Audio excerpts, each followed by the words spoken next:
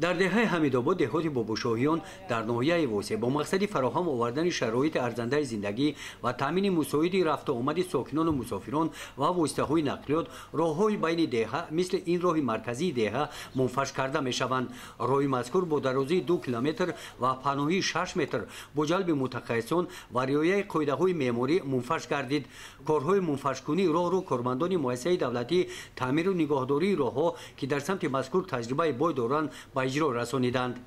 در دوره کارهای عبودانی با سزاوار پیشواز گرفتن 35 سالگی استقلال دولتی جمهوری تویسان در محله حمیدآباد جماعت باباشاهیان با پیشنهاد کمیته محله و دستگیری صاحبکار محلی قوت حیدر 1 کیلومتر راه منفرش کرده شد.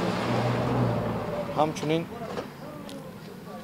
تصمیم گرفتیم که راه‌های شفاتی جوبرهای شفاتی راه از نمسازی کرده شوند، بتونی کرده شوند و از فرصت مناسب استفاده بوده مینادوری خیش را با صاحبکار محلی و شخصان که در این کار به‌واسطه سهم گذارند عرض میکنیم.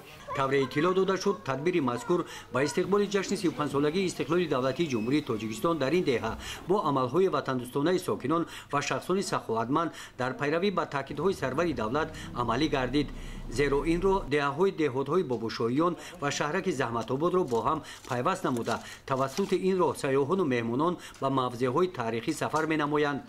در دوره کارهای آبادانی برای فراهمسازی شرایط ارزنده به مردم با جلب صاحبکاران و شخصان سخاوتمند کارهای سازندگی در این دهات ادامه یافته. جویبارهای شفاف راه با جویبارهای بتونی با قالب معین عوض کرده می‌شوند.